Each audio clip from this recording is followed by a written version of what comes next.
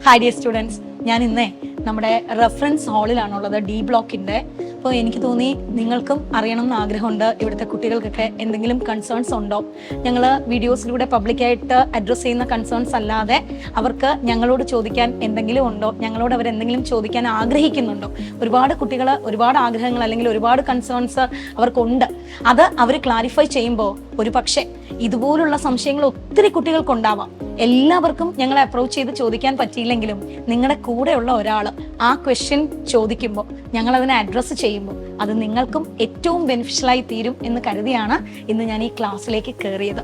അപ്പോൾ ഇവരോട് തന്നെ ചോദിക്കാം, എടാ നിങ്ങൾക്ക് നിങ്ങളുടെ പഠന കാര്യത്തിലോ അല്ലാതെ പഠനേതരമായിട്ടുള്ള കാര്യങ്ങളിലോ, ലൈക്ക് എന്തെങ്കിലും ഹെൽത്ത് കാര്യങ്ങളിലോ അല്ലെങ്കിൽ മറ്റെന്തെങ്കിലും കാര്യങ്ങളിൽ നിങ്ങൾക്ക് ഞങ്ങളോട് എന്തെങ്കിലും കൺസേൺസ് പങ്കുവയ്ക്കാനുണ്ടെങ്കിൽ അല്ലെങ്കിൽ എന്തെങ്കിലും ഒരു സൊല്യൂഷൻ ഡയറക്റ്റായിട്ട് തന്നെ ഇത് എന്താണ് അല്ലെങ്കിൽ ഇതിന് എന്ത് ചെയ്യാം എന്ന് ചോദിക്കേണ്ടതായിട്ടുണ്ടെങ്കിൽ ഞാൻ ഡെഫിനറ്റ് ആയിട്ടും അത് അഡ്രസ്സ് ചെയ്തിരിക്കും. നിങ്ങളുടെ മനസ്സിൽ പെട്ടെന്ന് നിങ്ങൾക്ക് ചോദിക്കാൻ തോന്നുന്ന എന്തെങ്കിലും ഒരു വറി അല്ലെങ്കിൽ എന്തെങ്കിലും ഒരു കൺസേൺ ഉണ്ടെങ്കിൽ നിങ്ങൾക്ക് എന്നോട് ചോദിക്കാം. ഡെഫിനറ്റ് ആയിട്ടും ഞാനത് അഡ്രസ്സ് ചെയ്യും.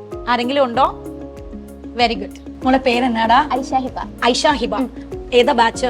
R1. എവിടെ വീട്? മലപ്പുറം. എന്താ കൺസേൺ? ഇതിപ്പോൾ നമ്മൾ ഫിസിക്സ് ഒക്കെ ക്വസ്റ്റ്യൻസ് ചെയ്യുമ്പോൾ ഒരുപാട് ടൈം എടുക്കുന്നുണ്ട്. ഇപ്പം നമ്മൾ എക്സാം ഹാളിൽ ചെല്ലുമ്പോൾ 1 മിനിറ്റിൽ ചെയ്യുന്ന ക്വസ്റ്റ്യൻസ് നമ്മൾ ഇവിടെ നിന്നൊക്കെ ചെയ്തു പോകുമ്പോൾ ഒരുപാട് ടൈം എടുത്തിട്ടാണ് ചെയ്യുന്നത്. അപ്പോൾ ഞാൻ തിരിച്ചൊരു ക്വസ്റ്റ്യൻ മോളോട് ചോദിക്കട്ടെ. ചെയ്ത് പോകുമ്പോൾ എന്ന് പറയുമ്പോൾ മോള് ക്വസ്റ്റ്യൻ ചെയ്യുക എന്ന് പറഞ്ഞാൽ ചെയ്ത് പഠിക്കുന്നതാണോ അതോ ചെയ്തതിന് ശേഷം റാൻഡമായിട്ട് ചെയ്ത് നോക്കുന്നതാണോ? രണ്ടിനും എടുക്കുന്നുണ്ട് ടൈം. ചെയ്ത് പഠിക്കുമ്പോൾ ടൈം എടുക്കുന്നതിന് പ്രശ്നമില്ല, കാരണം നമുക്ക് അറിഞ്ഞുകൂടാ. നമ്മളത് പഠിക്കുമ്പോൾ നമുക്ക് വേറെ ഓപ്ഷൻ ഇല്ല. അപ്പൊ നമ്മൾ ഓരോ കാര്യം വായിക്കുമ്പോഴും കോൺസെപ്റ്റ് കൃത്യമായിട്ട് മനസ്സിലാക്കിയിട്ടാണെങ്കിൽ കൂടി ചെയ്യുമ്പോൾ ആദ്യമായിട്ട് ചെയ്യുകയാണെങ്കിൽ ഡെഫിനറ്റ് ആയിട്ടും സമയം എടുക്കും. അതിനെക്കുറിച്ച് വറി ചെയ്യണ്ട. പക്ഷെ ആദ്യമായിട്ട് ചെയ്ത് അത്യാവശ്യം നമ്മൾ പഠിച്ചു കഴിഞ്ഞു, നമുക്ക് ഓക്കെ ആണ്, എന്നിട്ട് നമ്മൾ വീണ്ടും ചെയ്യുമ്പോൾ ടൈം എടുക്കുകയാണെങ്കിൽ ഒന്ന് ആലോചിച്ചോ, പഠിച്ചതിൽ എവിടെയോ ഒരു മിസ്സിംഗ് ഉണ്ട്. ഫസ്റ്റ് ടൈം ചെയ്ത് പഠിക്കുകയാണെങ്കിൽ സമയം എടുക്കുന്നതിന് ഒരു സംശയമില്ല, കാരണം ഫസ്റ്റ് ടൈം നമുക്ക് സമയം എടുത്തേ ചെയ്യാൻ പറ്റും.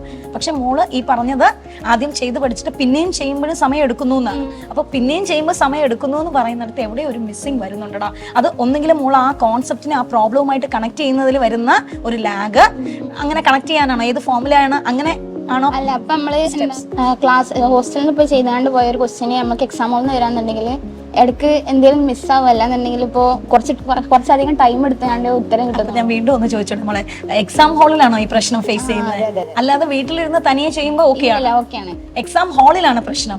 അത് ഡെഫിനറ്റ് ആയിട്ടും നിങ്ങളുടെ സ്ട്രെസ്, ഞാനിപ്പോൾ എക്സാം ഹാളിലാണ് എന്നുള്ള ടെൻഷൻ തന്നെയാണ് അതിന് കാരണം. ഞാൻ നേരത്തെ പറഞ്ഞത് നമ്മൾ ഒരു പ്രാവശ്യം നന്നായിട്ട് പഠിച്ചിട്ട് വീട്ടിലിരുന്ന് തന്നെ വീണ്ടും ചെയ്യുന്നു, അപ്പോഴും സമയം എടുക്കുന്നെങ്കിൽ ഓക്കെ, നമുക്കൊരു ചെറിയ ക്ലാരിറ്റി കുറവുണ്ട് എന്നുള്ളതാണ്. അതല്ല, വീട്ടിലിരുന്ന് നമുക്ക് നന്നായിട്ട് ചെയ്യാൻ പറ്റുന്നു, പക്ഷെ എക്സാം ഹാളിൽ വരുമ്പോൾ വീണ്ടും സമയം എടുക്കുന്നു എന്ന് പറഞ്ഞാൽ ഒരു പക്ഷേ മോൾ അവിടെ കുറച്ചൊന്ന് സ്ട്രെനുവസ് ആകുന്നുണ്ട്.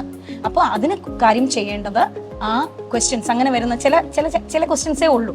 അപ്പം എനിക്ക് തോന്നുന്നു ചില ചാപ്റ്റേഴ്സിനോടുള്ള പേടി അല്ലെങ്കിൽ അത്രയും ബേസിക്സ് നല്ല ഉറക്കാത്ത കാര്യങ്ങളിലാണ് അങ്ങനെ ഒരു പ്രശ്നം വരുന്നത്. അത് റിപ്പീറ്റ് ചെയ്ത് തന്നെ ചെയ്ത് പഠിക്കണം. ഒരു ക്വസ്റ്റ്യൻ ഒരു പ്രാവശ്യം എന്നുള്ളതല്ല, വീണ്ടും ചെയ്യുമ്പോൾ അതേ തരത്തിലുള്ള ക്വസ്റ്റ്യൻ തന്നെ വേണം എന്നില്ല, അതേ ക്വസ്റ്റ്യൻ തന്നെ റിപ്പീറ്റ് ചെയ്ത് പഠിക്കണം. അപ്പോൾ ഒരു ക്വസ്റ്റ്യൻ തന്നെ ഞാൻ ഒന്നിൽ കൂടുതൽ പ്രാവശ്യം ചെയ്യണമോ എന്നുള്ളതിന്റെ ആൻസറും കൂടെയാണത്. ഡെഫിനറ്റ് ആയിട്ടും നിങ്ങൾക്ക് അങ്ങനെ പ്രോബ്ലം ഉണ്ടാക്കുന്ന ക്വസ്റ്റ്യൻസ് ആണെങ്കിൽ ഒരു ക്വസ്റ്റ്യൻ തന്നെ നിങ്ങൾ റിപ്പീറ്റ് ചെയ്ത് പഠിക്കണം. ഓക്കെ ആണോ? ഇനി അതുപോലെ എനിക്ക് ബയോളജിയിൽ തെറ്റുന്ന ഒരു കാര്യം എന്താ വെച്ച് കഴിഞ്ഞാൽ അസേഷൻ ആൻഡ് റീസൺസ്. അത് ഒരുപാട് തെറ്റുണ്ട്. എനിക്ക് അത് കറക്റ്റ് എക്സ്പ്ലനേഷൻ ആണോ, അതിന്റെ അസേഷൻ ശരിയാണോ, അത് അങ്ങോട്ടും ഇങ്ങോട്ടും മാറിപ്പോകുന്നു എന്ന് പറഞ്ഞാൽ അസേർട്ട് ചെയ്യുന്നത് റീസൺ ആണോ എന്ന് മനസ്സിലാവുന്നില്ല. അപ്പൊ മോൾ എന്ത് ചെയ്യണം എന്ന് പറയും. ഇപ്പോൾ ഞാനൊരു സ്റ്റേറ്റ്മെന്റ് വായിച്ചു, അസേർട്ട് ചെയ്യുന്നു, ഒരു സെന്റൻസ് ഞാൻ വായിച്ചു, അത് കഴിഞ്ഞിട്ട് റീസൺ വായിക്കുമ്പോൾ നമ്മൾ എപ്പോഴും ചെയ്യുന്നത്, നമ്മൾ ഇനി ചെയ്യേണ്ടത് റീസൺ വായിച്ചിട്ട് മലയാളത്തിൽ ഒന്ന് ആലോചിച്ച് നോക്കണം. ഞാൻ വായിച്ച റീസൺ, ഓക്കെ. ഇപ്പൊ സേ ഫോർ എക്സാമ്പിൾ മോളിപ്പോ ഏത് ചാപ്റ്റർ പഠിച്ചുകൊണ്ടിരിക്കണേ? Body fluids. അപ്പൊ ഞാൻ അതിൽ നിന്ന് ഒരു അസേഷൻ പറയാം. ഞാൻ പറയാണ്, liver is also taking part in clotting. True ആണ്. അപ്പൊ ഞാൻ റീസൺ പറയുവാണ്, prothrombin and fibrinogen is from liver. True ആണ്. നമുക്ക് എന്ത് തോന്നുന്നു? അത് അസേർട്ട് ചെയ്യുമ്പോൾ അസേർഷൻ റീസണോട് കണക്റ്റഡ് ആണെന്ന് തോന്നുന്നുണ്ടോ? ഇല്ല എന്നാണ് തോന്നുന്നത്. പക്ഷെ ഞാനൊരു കാര്യം പറയട്ടെടാ, എന്തുകൊണ്ടാണ് ഈ ലിവർ അതിൽ അസേർട്ട് ചെയ്തിരിക്കുന്നത്? Liver is a part of clotting എന്നാണ്. ലിവർ ഈസ് പാർട്ടിസിപ്പേറ്റ്, അല്ലെങ്കിൽ ലിവറിന് അതിനൊരു റോൾ ഉണ്ട്. അപ്പൊ മോള് പറഞ്ഞു യെസ്, ലിവറിന് ഒരു റോൾ ഉണ്ടെന്നാ പറഞ്ഞത്. എന്തുകൊണ്ടാണ് റോൾ ഉള്ളത്? ആ ക്ലോട്ടിങ്ങിന് ആവശ്യമായിട്ടുള്ള ഫാക്ടേഴ്സ് ആണ് ഫൈബ്രിനോജനും പ്രോത്രോംബിനും ഒക്കെ. അതാരാ ഉണ്ടാക്കുന്നത്? ലിവറാണ് ഉണ്ടാക്കുന്നത്. സോ ആ റീസൺ, ലിവർ അത് ഉണ്ടാക്കുന്നത് കൊണ്ടാണ് ലിവറിന് അതിൽ പാർട്ട് ഉണ്ടെന്ന് പറഞ്ഞു. അപ്പൊ ഈ കൊണ്ടാണ് എന്നുള്ളിടത്താണ് കണക്ഷൻ. അപ്പൊ നിങ്ങൾ എപ്പോഴും അസേർഷൻ റീസൺ ചെയ്യുമ്പോൾ റീസണെ വായിച്ച് ഒന്ന് മലയാളത്തിൽ മനസ്സിലാക്കിയിട്ട് കൊണ്ടാണ് അസേർട്ട് ചെയ്തിരിക്കുന്ന ആ സ്റ്റേറ്റ്മെന്റ് ഈ ഞാൻ പറഞ്ഞ റീസൺ, അതായത് ലിവർ പ്രോത്രോമിൻ ഫൈബ്രിനോജൻ ഉണ്ടാക്കുന്നത് കൊണ്ടാണ് ലിവറിന് എന്തിന് റോൾ ഉള്ളത്, ക്ലോട്ടിങ്ങിൽ. അപ്പൊ ഈ കൊണ്ടാണ്, ബിക്കോസ് ഓഫ് എന്ന് പറയുന്ന കണക്ഷൻ എവിടെ പ്രോപ്പർ ആകുന്നോ അവിടെ നമുക്ക് ഒന്ന് കൊടുക്കാം. ഈ ബിക്കോസ് ഓഫ് അല്ലെങ്കിൽ കൊണ്ടാണ് എന്ന് പറയുന്ന കണക്ഷൻ ലിങ്ക് ചെയ്യാത്തടത്താണ് നമ്മൾ എന്ത് ചെയ്യേണ്ടത്, ടു കൊടുക്കേണ്ടത്.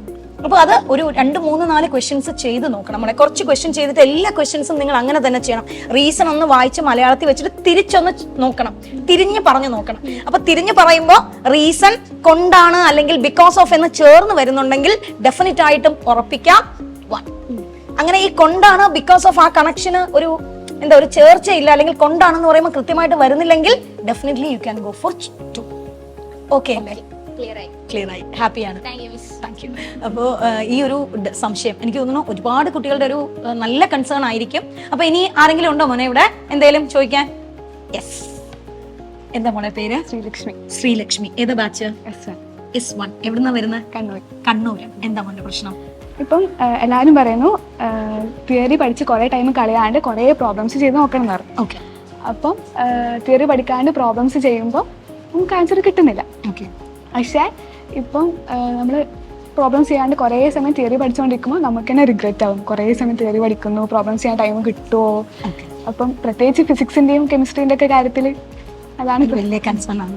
അപ്പോൾ ആദ്യത്തെ കാര്യം, മോളുടെ ഫസ്റ്റ് ഡയലോഗിൽ തന്നെ അതിന് ആൻസറും ഉണ്ട്. നമ്മൾ പറഞ്ഞത് തിയറി പഠിക്കാതെ കുറേ ക്വസ്റ്റ്യൻസ് ചെയ്യുമ്പോൾ എനിക്ക് അറിഞ്ഞൂടല്ലോ, അപ്പോൾ ഒരുപാട് സമയം എടുക്കുന്നു എന്നാണ്. നമ്മൾ തന്നെ ഒന്ന് ആലോചിച്ച് നോക്കുക. ഇപ്പോൾ സേ ഫോർ എക്സാമ്പിൾ ഞാൻ ഇപ്പോൾ PBR 322 എന്ന് പറയുന്ന പ്ലാസ്മിഡിൽ നിന്ന് ഞാനൊരു ക്വസ്റ്റ്യൻ ചോദിക്കുന്നു, അല്ലെങ്കിൽ ഞാൻ ഹാർട്ടിൽ നിന്ന് ഒരു ക്വസ്റ്റ്യൻ ചോദിക്കുന്നു.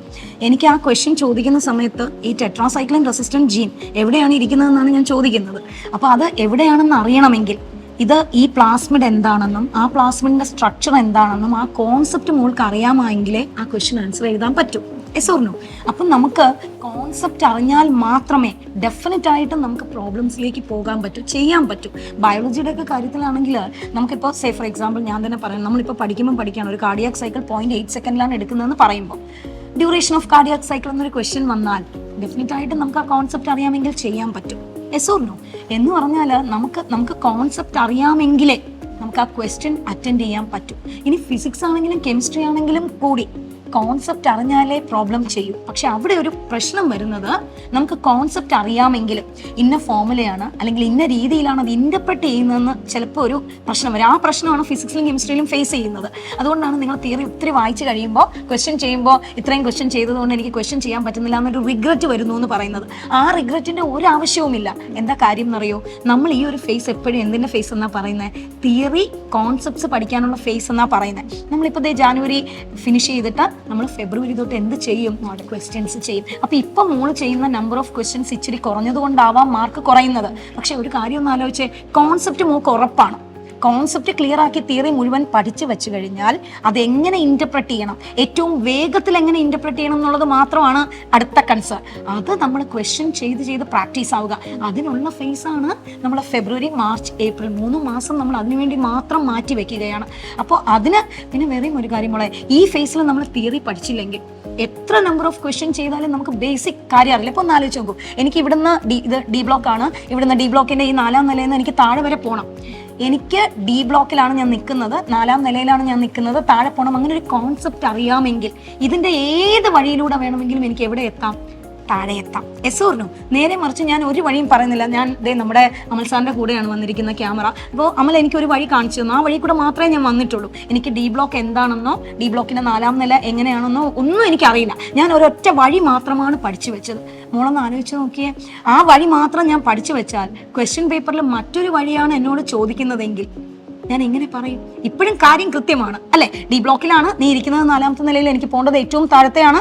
പക്ഷെ എനിക്ക് ആകെ അറിയാമെന്നുള്ള വഴിയല്ല ചോദിച്ചിരിക്കുന്നത്. ഈ ക്വസ്റ്റ്യൻ ചെയ്ത് പഠിക്കുന്നതിൽ വരുന്ന ഏറ്റവും വലിയ ഡിഫിക്കൽറ്റി അതാണ്. If you don't know the concept, നമുക്ക് ഒരൊറ്റ വഴി മാത്രമേ അറിയൂ. ആ വഴി തന്നെ പരീക്ഷയ്ക്ക് ചോദിക്കണം എന്നില്ല. പക്ഷേ എനിക്ക് കോൺസെപ്റ്റ് അറിയാം, ഞാൻ എവിടെയാണ് കൃത്യം നിൽക്കുന്നത്, എനിക്ക് എവിടെയാണ് പോകേണ്ടതെന്ന് എനിക്ക് അറിയാമെങ്കിൽ കുറച്ചൊന്ന് മാറിപ്പോയാലും ഞാൻ ഡെഫിനറ്റ് ആയിട്ടും എത്തേണ്ടടുത്ത് എത്തും. Yes or no? ഇനി കുറച്ചൊന്ന് മാറിപ്പോയാലെന്ന് പറയുന്നത് ഞാൻ യൂഷ്വലി സഞ്ചരിക്കുന്ന വഴിയേക്കാളും മാറി നടക്കേണ്ടി വരുമ്പോൾ ചിലപ്പോൾ ഞാൻ എടുക്കുന്ന സമയം ഇച്ചിരി കൂടിപ്പോകും. ആ സമയം കുറയ്ക്കേണ്ടത് എപ്പോഴാണ്? നമ്മൾ ക്വസ്റ്റ്യൻ ചെയ്ത് തുടങ്ങുമ്പോഴാണ്. ഞാൻ 2-3 പ്രാവശ്യം ഇവിടെയുള്ള എല്ലാ വഴികളിലൂടെയും ഒന്ന് താഴെ എത്തി കോൺസെപ്റ്റും എനിക്ക് ഓക്കെ ആണെങ്കിൽ ചെയ്യാൻ പറ്റുമോ? ചെയ്യാൻ പറ്റില്ലേ? ഡെഫിനറ്റ് ആയിട്ടും പറ്റും. സോ ഇപ്പോൾ ഒന്നും വറി ചെയ്യണ്ട. ഈ ഒരു ഫേസിൽ നമ്മൾ എന്തേ പഠിക്കൂ?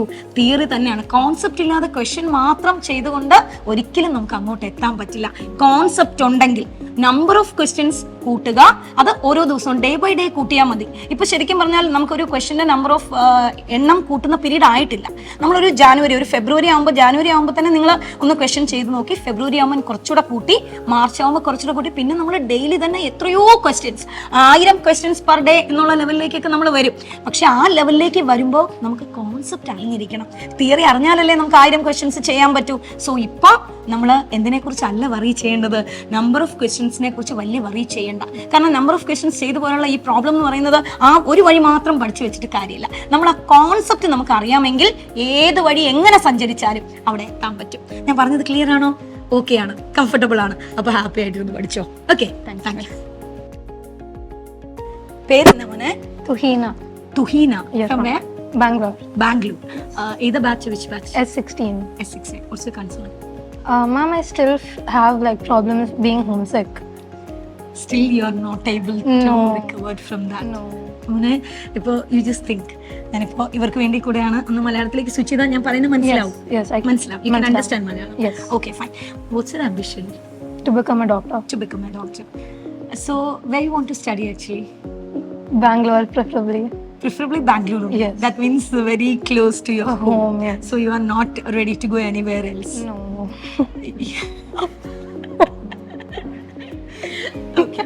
Okay, no issue. So 5 years Bangalore തന്നെ പഠിക്കാൻ ഇഷ്ടപ്പെടുകയാണ്. ബട്ട് ബൈ എനി ചാൻസ് ഇപ്പോൾ നമുക്ക് ബാംഗ്ലൂർ അല്ല വേറെ ഏതെങ്കിലും മെഡിക്കൽ കോളേജ്, എയിംസ് ആണ് കിട്ടിയത്, you will prefer it or വേണ്ടാന്ന് നോക്കോ? I will prefer it. Definitely prefer ചെയ്യും അല്ലേ? അവിടെ നമ്മൾ ഈ ഒരു ഹോം സിക്നസ് മാറ്റി വെച്ചേ പറ്റൂ, ആണോ അല്ലേ? പിന്നെ മാത്രമല്ല മോനെ, ഫെർദർ നമ്മൾ മുന്നോട്ട് പോകുമ്പോൾ നമുക്ക് കുറേ കാര്യങ്ങൾ, ഇപ്പോൾ MD DM അങ്ങനെയൊക്കെ എടുത്തു പോകണം, വലിയ വലിയ ഹോസ്പിറ്റലൊക്കെ ജോലി ചെയ്യണം. സോ എല്ലാ സമയത്തും നമുക്ക് ആ വീട് എന്ന് പറയുന്ന ചട്ടക്കൂടിനുള്ളിൽ നിൽക്കാൻ പറ്റുമോ? അത് ഒന്ന് നമ്മൾ ഡീലിമിറ്റ് ചെയ്യുന്ന ഫാക്ടറാണ്. നമുക്ക് കുറേ ഡീലിമിറ്റിംഗ് ഫാക്ടേഴ്സ് ഉണ്ട്. ഇത് ചിലപ്പോൾ നമ്മൾ 12 വർഷമായിട്ട് മോളെ അങ്ങനെ അഡാപ്റ്റ് ചെയ്ത് പാരൻസ് ഒക്കെ ചിലപ്പം ഭയങ്കര പാമ്പർ ചെയ്ത് വളർത്തിയതായിരിക്കാം. അപ്പോൾ അതുകൊണ്ട് നമുക്കത് ഫീൽ ചെയ്യുന്നതാണ്. പക്ഷെ മക്കൾ എപ്പോഴും വിചാരിക്കേണ്ട ഒരു കാര്യം എന്താണെന്നറിയോ? എന്തിനാണ് എന്നെ പാമ്പർ ചെയ്ത് ഇത്രയും അവർ വളർത്തിയിരിക്കുന്നത്? നിന്നെ നന്നായിട്ട് കാണാൻ വേണ്ടിയിട്ടാണ് അല്ലേ? നീ ഏതെങ്കിലും ഒരു നല്ല പൊസിഷനിൽ എത്തണം എന്നാണ് അവരുടെയും ആഗ്രഹം. ആൻഡ് ഓഫ് കോഴ്സ് നിന്റെ ആഗ്രഹം അത് തന്നെയാണ്. അവിടെ എത്തണമെങ്കിൽ നമ്മൾ ചില കാര്യങ്ങൾ സാക്രിഫൈസ് ചെയ്യണം. വേണോ വേണ്ടേ? They are there in your mind ഇല്ലേ? അവരവിടെ നിന്റെ മൈൻഡിലുണ്ട്. അതുപോലെ തന്നെ അവരും ഓരോ നിമിഷവും മോളെ കുറിച്ചാണ് ചിന്തിക്കുന്നത്. ആൻഡ് കുറച്ച് പീരീഡ് ഓഫ് ടൈം അത് അങ്ങനെ തന്നെ ആക്സെപ്റ്റ് ചെയ്യണം. ഞാൻ കുറച്ച് സമയത്തേക്ക് എന്തെങ്കിലും ഒരു സാക്രിഫൈസ് ചെയ്താലേ എനിക്ക് ഇവിടെ നിൽക്കാൻ പറ്റും. ഞാൻ ഓരോ സമയവും അച്ഛനെക്കുറിച്ചും അമ്മയെക്കുറിച്ചും വിചാരിക്കുന്നത് തെറ്റെന്നല്ല. പക്ഷെ എല്ലാ സമയത്തും ഞാൻ അതുമാത്രം വിചാരിച്ച് ഞാൻ അവിടെ മാത്രം കംഫർട്ടബിൾ ആണെന്ന് ചിന്തിക്കുന്നിടത്തോളം കാലം നമ്മുടെ സിസ്റ്റം എപ്പോഴും ഏറ്റവും കൂടുതൽ കംഫർട്ട് ഫൈൻഡ് ചെയ്യുന്നിടത്ത് നമ്മൾ എന്തായി പോകും? വീക്കായി പോകും. എനിക്ക് എല്ലാ സ്ഥലത്തും ഞാൻ കംഫർട്ടബിൾ ആണ്, എല്ലാ സാഹചര്യങ്ങളോടും ഞാൻ കംഫർട്ടബിൾ ആണ്, എല്ലാവരോടും ഞാൻ കംഫർട്ടബിൾ ആണെന്ന് വിചാരിക്കുമ്പോഴാണ് എനിക്ക് എന്ത് ചെയ്യാൻ പറ്റുന്നത്? അഡാപ്റ്റ് ചെയ്യാൻ പറ്റുന്നത്. അവിടെയാണ് ഞാൻ സക്സസ്ഫുൾ ആവുന്നത്. Yes or no? അല്ലെങ്കിൽ നമ്മളിപ്പം അമ്മയെ കാണണം അച്ഛനെ കാണണം എന്ന് വിചാരിച്ചു നമുക്ക് വിഷമമൊക്കെ വരുന്നു. പക്ഷേ ഇല്ല, എൻ്റെ അച്ഛനും അമ്മയും സ്റ്റിൽ എന്നെ കണ്ടില്ലെങ്കിലും അവരുടെ മനസ്സിൽ ഞാനുണ്ട്, എൻ്റെ മനസ്സിൽ അവരുണ്ട് എന്ന് വിചാരിക്കുന്ന നിമിഷം, ആ ഒരു കോൺഫിഡൻസ് കിട്ടുന്ന നിമിഷം, ഓക്കെ ഞാൻ ഇവിടെ വന്നത് ഐ ഹാവ് ടു സ്റ്റഡി. ഇനി ഞാൻ ഏതെങ്കിലും മെഡിക്കൽ കോളേജിൽ പോയാലും ഞാൻ അവിടെ നിന്ന് പഠിക്കണം. സോ ഞാൻ അവരെ കാണുന്നു എന്നുള്ളതിലല്ല, അവര് എൻ്റെ മനസ്സിൽ ഇനി ഇതെല്ലാം കഴിഞ്ഞ് ജോലിയൊക്കെ കിട്ടുമ്പോൾ അവരെ നന്നായിട്ട് കെയർ ചെയ്യാനും അവരെ നോക്കാനും ഒക്കെ ഉള്ളൊരു സിറ്റുവേഷൻ മോളുടെ കയ്യിലേക്ക് വരും.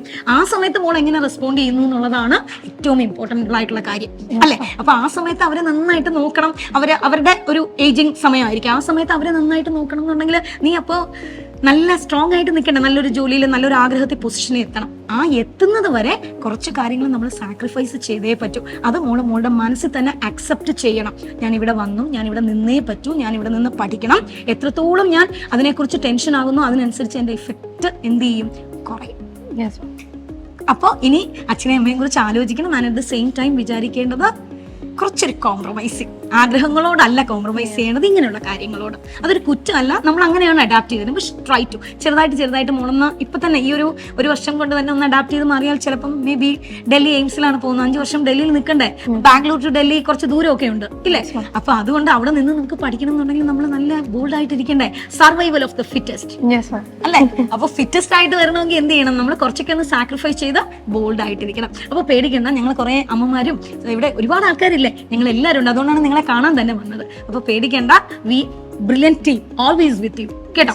ഇത് ഇയാളോട് മാത്രമല്ല കേട്ടോ, എൻറ്റയർ ഇവിടുത്തെ ഞങ്ങളുടെ സ്റ്റുഡൻസിനോടും ഞങ്ങൾ പറയാതെ എപ്പോഴും പറയുന്നതാണ്, എങ്കിലും ഈ ഒരു കൺസേണും കൂടെ വന്ന സ്ഥിതിക്ക് പറയാണ്, ഞങ്ങൾ എല്ലാവരും തന്നെ ഒരു കുടുംബം നിങ്ങളോടൊപ്പം ഇവിടെ ഉണ്ട്. നിങ്ങളുടെ എന്ത് കൺസേൺസും നിങ്ങൾക്ക് ഞങ്ങളെ വന്ന് സമീപിക്കാം. ഞാൻ ശരിക്കും പറഞ്ഞാൽ വിചാരിച്ചത് ഒരു 2-3 ക്ലാസ്സിലെങ്കിലും കയറി ചോദിക്കേണ്ടി വരും, കാരണം കുട്ടികൾക്കൊക്കെയുള്ള കൺസേൺ ഇത്രയും പബ്ലിക്കായിട്ട് അവർ ചോദിക്കുമെന്ന് എനിക്ക് ചെറിയൊരു സംശയം ഉണ്ടായിരുന്നു. പക്ഷേ എങ്കിൽ പോലും എനിക്ക് തോന്നുന്നു ഇന്ന് തന്നെ ഓൾറെഡി അത്യാവശ്യം കുറച്ച് ഡൗട്ട്സും കുറച്ച് കൺസേൺസിനും ഒക്കെ നമ്മൾ അഡ്രസ്സ് ചെയ്ത് കഴിഞ്ഞു. അതുകൊണ്ട് തന്നെ എനിക്ക് തോന്നുന്നു മറ്റൊരു ദിവസം മറ്റൊരു റെഫറൻസ് റൂമിലോ അല്ലെങ്കിൽ ഏതെങ്കിലും ഹോസ്റ്റലിലോ എവിടെയെങ്കിലും ഒക്കെ വെച്ച് ഞാൻ നിങ്ങളെ വീണ്ടും കാണും. ആ സമയത്ത് നിങ്ങളുടെ മറ്റൊരു കൺസേൺ ഞാൻ അഡ്രസ്സ് ചെയ്യും. Thank you. Brilliant Study Center, India's #1 coaching center for NEET and JEE.